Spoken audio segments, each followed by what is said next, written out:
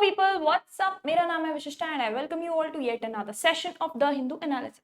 Without any further delay शुरू करते हैं। आज हम पढ़ने वाले हैं 14, 15 और 16 को क्या होने वाला है, क्या हुआ है। हम वैसे 14, 15, 16 तीनों ही दिन डिस्कस करने वाले थे, बट 15th का अनफॉर्चुनेटली न्यूज़पेपर अवेलेबल ही नहीं है, मतलब कोई इशू ही नहीं हुआ था। I will show it to you here.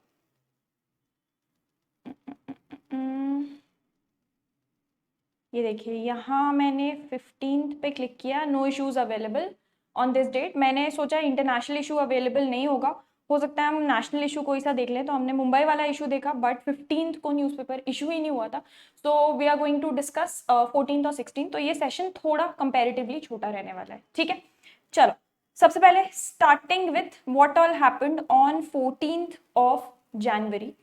यहाँ पे एक छोटी सी न्यूज़ इंपॉर्टेंट है। अब आपके एग्जाम में ये उतनी ज़्यादा इंपॉर्टेंट नहीं है, बट स्टिल एक बार हम देख लेते हैं, क्योंकि 2 सालों में इतना लोएस्ट पॉइंट पहली बार आया है। बात हो रही है यहाँ पे रुपी की।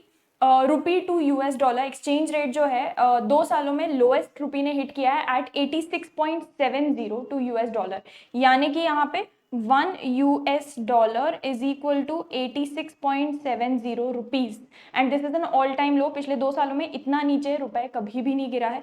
तो हो सकता है बाय हुक और बाय क्रुक 1-8% चांस आपसे इस टाइप का सवाल पूछ लिया जाए। Moving on to the next important news, prime minister ने इनॉग्रेट किया है जम्मू कश्मीर में जेड मोर टनल जम्मू कश्मीर में। बट मीडिया ने जब मोदी जी से पूछा about restoring the statehood of Jammu Kashmir, अभी यूनियन टेरिटरी है, तो स्टेटहुड बहुत जल्द से जल्द वापस से जम्मू कश्मीर का स्टेटस जो था एज अ स्टेट उसको वापस से रीइंस्टेट करना था, लेकिन अभी prime minister is silent on that. He just inaugurated the bridge, और ये जो टनल, और ये जो टनल है ये काफी हद तक कनेक्टिविटी बढ़ाने वाला है। ये जो टनल है ये बेसिकली कनेक्ट करने वाला है। अच्छा, एक इंपॉर्टेंट चीज, this has remained a non committal on timeline of restoration of statehood of Jammu Kashmir. मतलब नॉन कमिटल का मतलब है अभी तक कोई स्टेटमेंट नहीं दिया है, कुछ खास बोला नहीं है।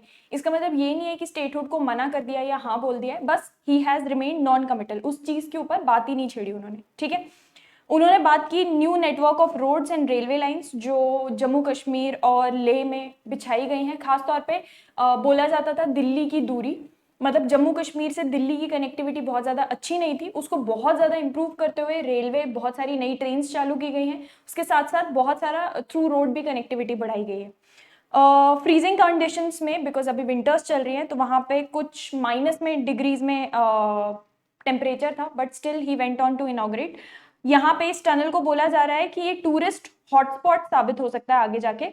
हॉटस्पॉट सोनामार्ग और राउंड द ईयर डेस्टिनेशन, क्योंकि जिसको ये कनेक्ट करता है थ्रू दिस टनल वो राउंड द ईयर डेस्टिनेशन, मतलब पूरे साल चाहे गर्मी हो चाहे सर्दी, टूरिस्ट वहां पे जाते रहते हैं। अब बेसिकली टूरिस्ट के लिए आसान हो जाएगा शॉर्टकट से उस टनल के थ्रू वहां पे जा पाना, पहले पूरा पहाड़ घूम के जाना पड़ता था, ठीक है। अच्छा, इसके अलावा ये जेड मोर जो टनल है, इसके अलावा एक जोजिला टनल भी वहां पे नया बिल्ड हो रहा है, अभी इनॉग्रेट नहीं हुआ है। ये जो जोजिला टनल है ये और भी ज्यादा इंपॉर्टेंट है, क्योंकि ये कश्मीर और लद्दाख को कनेक्ट करेगा, ठीक है। और बहुत सारे लोग जो कारगिल और लेह में रहते हैं उनके लिए कनेक्टिविटी बढ़ा देगा, उनके लिए बेसिकली लाइफ को बहुत ज़्यादा आसान कर देगा। अच्छा, इस टनल के जिसका इनॉग्रेशन हुआ है, इसके बिल्ड होने के टाइम पे कंस्ट्रक्शन साइट पे मिलिटेंट अटैक भी हुआ था, जिसमें 7 वर्कर्स ने अपनी जान गंवा दी। तो काफ़ी बार ऐसा हो जाता है कि कंस्ट्रक्शन साइट्स पे इस तरीके का हमला या अटैक होता है ना, तो वर्कर्स डर जाते हैं काम करने से, फिर काम करने के लिए वर्कर्स मिलते नहीं है। लेकिन मोदी जी ने उनको भी अप्रिशिएट करते हुए बोला कि ना सिर्फ उन्होंने दिन रात काम किया है, इतनी मेहनत की है, बल्कि अपनी जान जोखिम में डाल के काम किया, क्योंकि it's again a very high alert वाला एरिया। तो यहाँ पे इन वर्कर्स की जान जाने के बाद भी workers continued working there on the tunnel and finally completed it and finished it, ठीक है।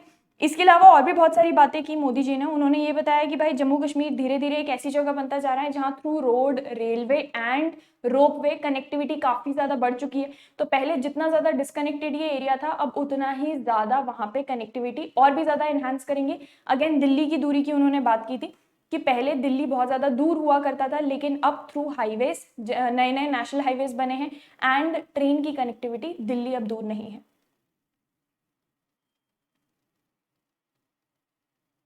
Coming on to the next important news,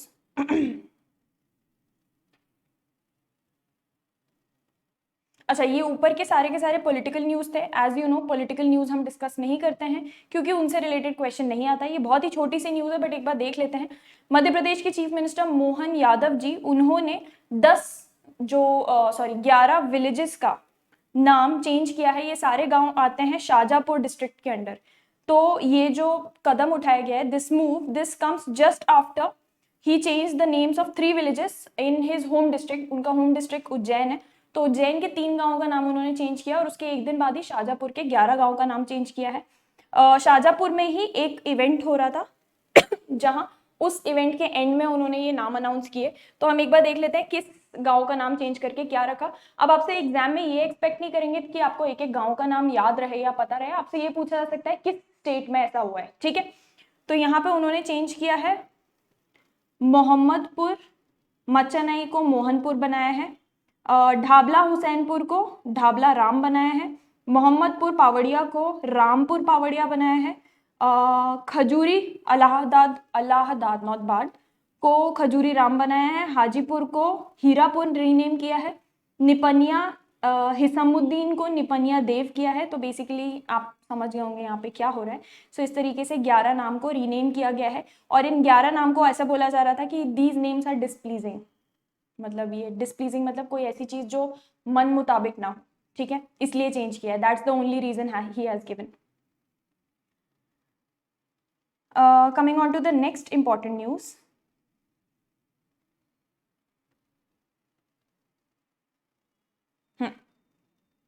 यहाँ पे आर्मी चीफ जनरल द्विवेदी, उन्होंने बोला है LAC line of actual control पे सिचुएशन काफी सेंसिटिव है लेकिन स्टिल पहले के कंपैरिजन में इट्स स्टेबल। तो देखते हैं उन्होंने ये क्या कहा है। Stating that a degree of stand of prevails along the actual line of control, LAC जिसको हम बोलते हैं, वहां हमारे आर्मी चीफ, ये आपसे पूछा जा सकता है, जनरल उपेंद्र द्विवेदी का कहना है कि उन्होंने ऑथराइज किया है सारे ही कॉप्स कमांडर को कि कोई भी इशू अगर वहां एलएसी पर आता है तो उसको ग्राउंड लेवल पर ही सॉल्व कर लिया जाए with respect to patrolling and grazing, so that these trivial issues can be resolve at the military level itself. मतलब नेशनल लेवल पे ना पहुंचे, मिलिट्री लेवल पे ही ये सारी चीजें रिजॉल्व कर ली जाए, ये उन्होंने अथॉरिटी दी है, ठीक है। उन्होंने बोला है ये जो सिचुएशन चल रही है इसको सेंसिटिव बट स्टेबल, मतलब सेंसिटिव है, ऐसे आना जाना हम नहीं अलाउ कर सकते अभी, लेकिन it's still stable comparatively. To quote him, उनका ये कहना है, all the corps commanders have been empowered to go through the patrolling and grazing issues and whatever you can harmonize relations between the two sides you should be able to do। मतलब आप ये समझ लो कि local level पे power दे दिया गया है cops commander को कि आप पेट्रोलिंग वगैरह करें, वहां निगरानी करें और ग्रेजिंग इश्यूज जो भी होते हैं वो सब आप अपने लेवल पर ही डील करके निपटा सुलझा ले। ये एस्केलेट नहीं होना चाहिए नेशनल लेवल पे बिटवीन बोथ द कंट्रीज, ठीक है। अच्छा, LAC बाय द वे, ये जो लाइन ऑफ एक्चुअल कंट्रोल होती है ये एग्जिस्ट करती है बिटवीन इंडिया एंड चाइना, ठीक है। तो इंडिया एंड चाइना की हर बॉर्डर हमेशा ही काफी क्रिटिकल कंडीशन और सेंसिटिव में ही रहती है, but sensitive but stable is a really huge improvement. अच्छा, एक और बहुत इंपॉर्टेंट बात, एक स्पेशल रिप्रेजेंटेटिव टॉक्स जब हुई थी उसमें प्रेस रिलीज निकाला गया था। तो अब we are really looking forward to Kailash Mansarovar Yatra to resume. काफी टाइम से वो बंद हो गई थी क्योंकि हमको कैलाश मानसरोवर यात्रा के लिए चाइना के साइड से कैलाश पर्वत पे चढ़ना पड़ता था, उनके ही तरफ है क्योंकि वो, तो वो यात्रा जब जब इंडिया और चाइना के टेंशंस बढ़ते हैं तो वो सबसे पहले उसको बंद किया जाता है, हमारे यहाँ से श्रद्धालु वहां नहीं जा पाते। तो अभी हाल ही में एस जयशंकर और उनके काउंटर पार्ट के बीच में बातचीत हुई थी जिसमें basically we have thought about resuming the talks, ठीक है। Just give me a second.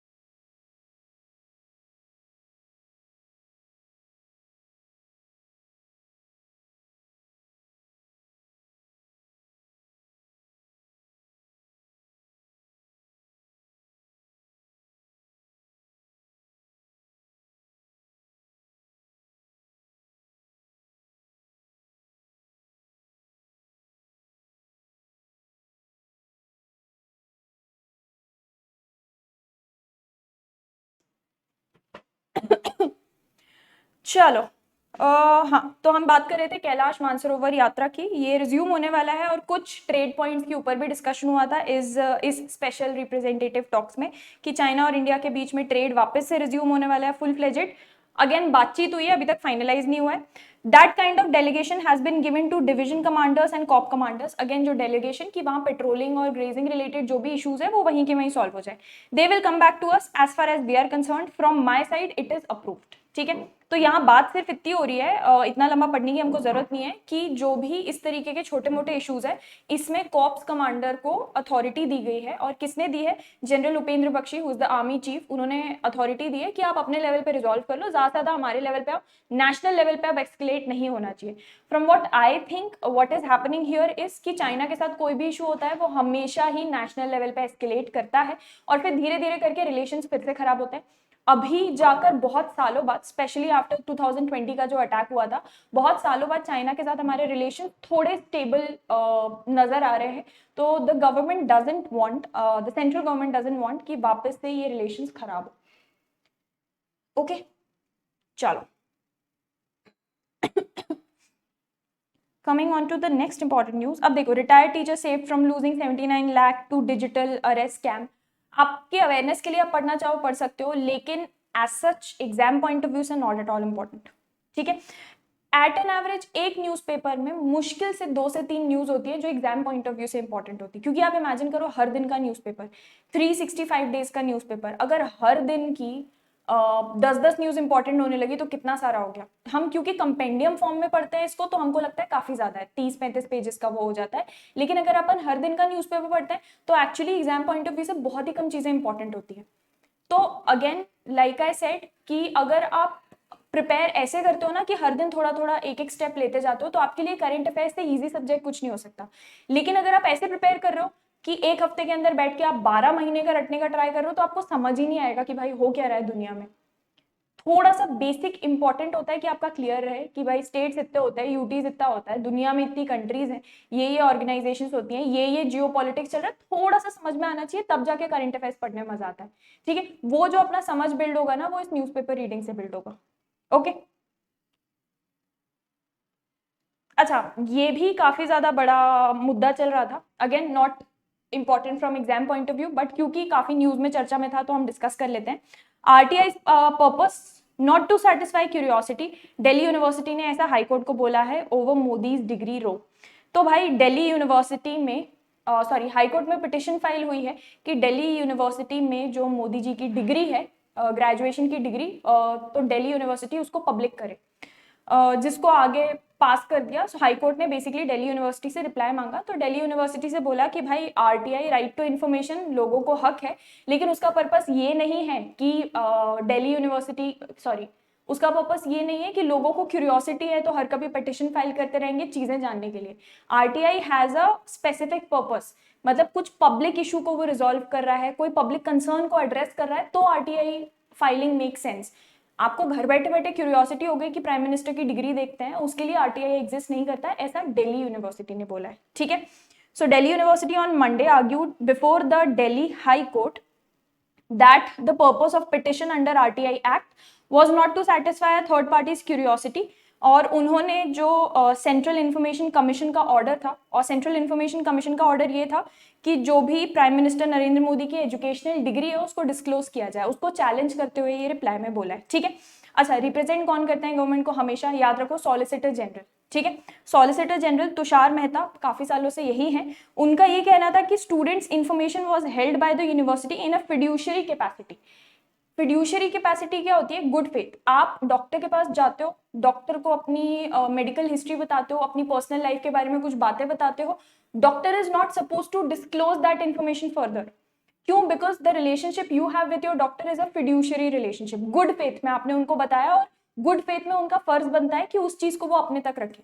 ठीक है, इसी तरीके से एक स्टूडेंट और यूनिवर्सिटी के बीच में जो इन्फॉर्मेशन एक्सचेंज होती है, जो स्टूडेंट अपने डॉक्यूमेंट्स वहां सबमिट वगैरह करता है, that is a fiduciary relationship. तो जस्ट बिकॉज एक थर्ड पार्टी को क्यूरियोसिटी है, उसके कारण वो पूरी इंफॉर्मेशन डिस्क्लोज नहीं कर सकते, ऐसा रिप्लाई में दिल्ली यूनिवर्सिटी में कहा है। ठीक है, हाई कोर्ट ने अभी तक इस चीज पे कुछ नहीं बोला है।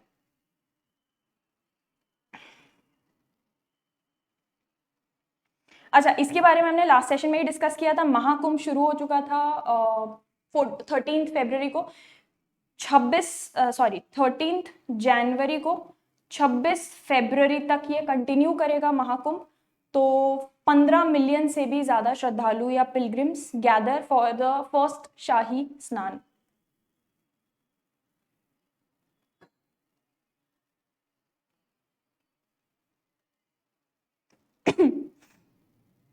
Coming on to the next news. अच्छा, ये उस पे हमने जो ऊपर पढ़ा, रुपी ऑल टाइम लो 2 सालों में, रुपी is falling edge Modi government is incompetent, ऐसा ऑपोजिशन का कहना है। अगेन ओपिनियन कंट्रोवर्शियल न्यूज, आपसे एग्जाम में नहीं पूछी जाएगी।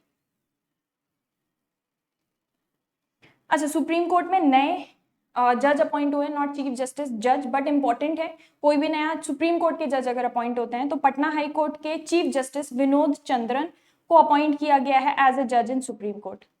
सो प्रेसिडेंट, अच्छा वेरी इंपॉर्टेंट, सुप्रीम कोर्ट के जजेस, चाहे चीफ जस्टिस ऑफ इंडिया हो चाहे अदर जजेस हो, इनको अपॉइंट कौन करते हैं? इनको प्रेसिडेंट अपॉइंट करते हैं, ठीक है। और सुप्रीम कोर्ट के नंबर ऑफ जजेस क्या है? नंबर ऑफ जजेस इज 33 + 1। अभी तक लिमिट यहाँ पर सीमित है 33, अदर जजेस 1, चीफ जस्टिस ऑफ इंडिया, ठीक है। So president Draupadi Murmu on Monday appointed Justice Krishnan Vinod Chandran, who was the Chief Justice of Patna High Court, as a judge of Supreme Court, ठीक है। अब जाकर इनके अपॉइंटमेंट के बाद जो पूरी स्ट्रेंथ है, अच्छा ये 33 + 1 है, इसका मतलब ये नहीं हमेशा 34 जजेस रहेंगे, ये मैक्सिमम स्ट्रेंथ है। जनरली जो सिटिंग जजेस होते हैं वो 34 से कम ही रहते हैं, लेकिन अब इनके अपॉइंटमेंट के बाद the strength has gone to a full of 34, ठीक है। So this is very important.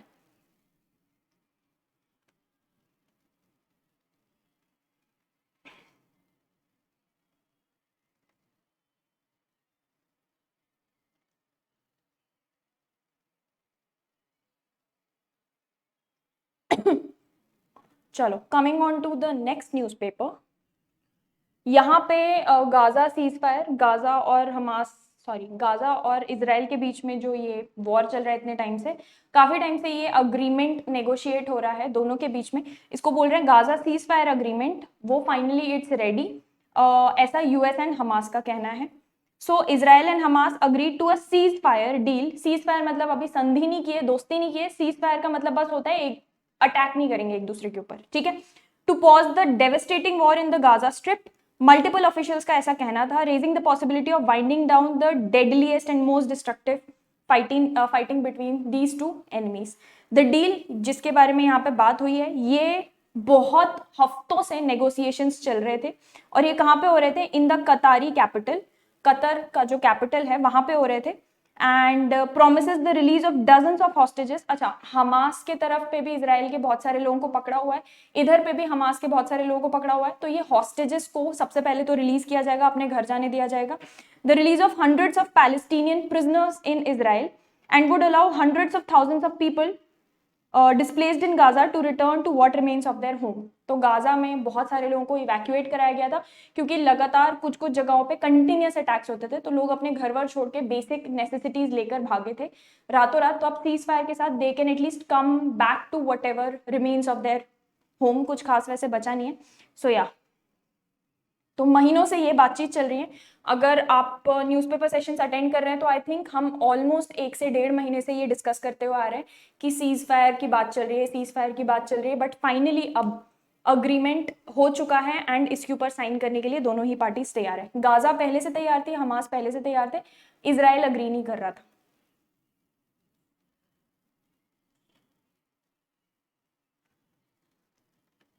अच्छा, डिफेंस से रिलेटेड एक important news. In a first 3 frontline platforms, INS Nilgiri, INS Vagsheer and INS Surat, INS का मतलब होता है इंडियन नेवल शिप, ये तीनों कमीशन किए गए थे on the same day. Navy में आज तक ऐसा कभी नहीं हुआ है कि 3 एक साथ कमीशन किए गए, पहली बार ऐसा हुआ है। Hailing the first trial commissioning as a significant leap towards Atmanirbhar Bharat. हमारे प्राइम मिनिस्टर ने बोला कि ये जो पूरे नेवल प्लेटफॉर्म्स हैं, इसमें से 2 वॉरशिप्स हैं और एक सबमरीन है, he dedicated it to the nation, ठीक है। अच्छा, INS नीलगिरी जो है और INS बगशीर जो है, ये दोनों वॉरशिप्स हैं। INS सूरत जो है, सॉरी, INS नीलगिरी और Surat are warships and INS Vagsheer is a submarine. ठीक है.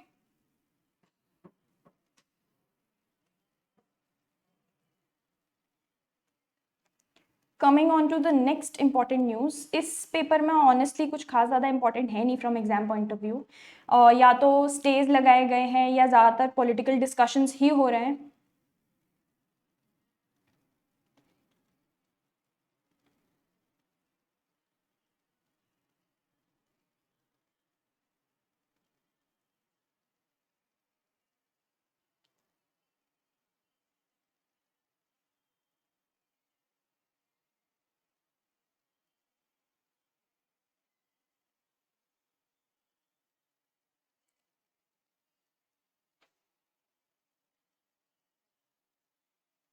अच्छा, दिस कुड बी इम्पॉर्टेंट. हमने लास्ट टाइम डिस्कस किया था पंजाब के फार्मर लीडर जगजीत सिंह डल्लेवाल के बारे में.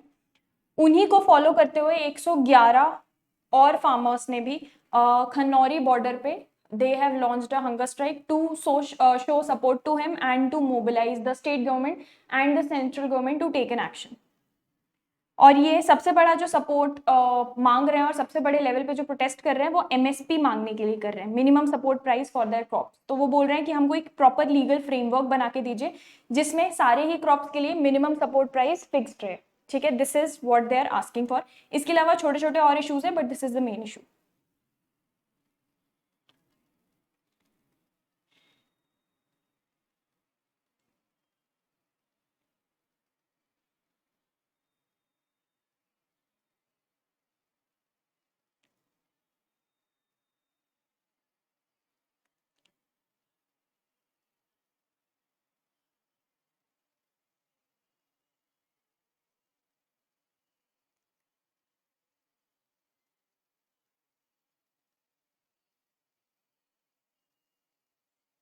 अच्छा, दिल्ली में कांग्रेस पार्टी का नए हेडक्वार्टर्स इनॉग्रेट हुए हैं. उसका नाम है इंदिरा भवन. सो कांग्रेस पार्लियामेंट्री पार्टी जो चेयरपर्सन है सोनिया गांधी, उन्होंने इनॉग्रेट किया है ये नया कांग्रेस का हेडक्वार्टर. इसका नाम है इंदिरा भवन. और जो जनरली जहाँ पे होता है कोटला मार्ग, वहाँ पे ही सारे के सारे इंपॉर्टेंट बिल्डिंग्स हैं, ये भी वहीं पे है. Named after our former prime minister Indira Gandhi, making a new chapter in the party's history.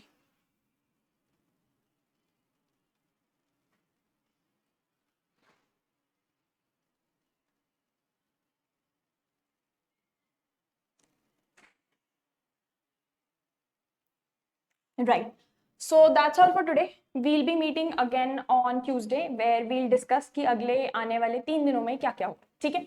So आप अगर द हिंदी खुद से नहीं भी पढ़ पा रहे हैं और अगर आप सिर्फ इन सेशंस को भी देख लेते हैं तो you will be good to go. हर दिन का जैसे कि मैंने बोला 3 से 4, ज़्यादा से ज़्यादा हुआ तो 3-4, वरना कभी कभी तो एक भी नहीं होती important news from your exam point of view नहीं होती है. तो the Hindu will be sorted. Still I would suggest कि आप कोई ना कोई न्यूज़पेपर ज़रूर पढ़े.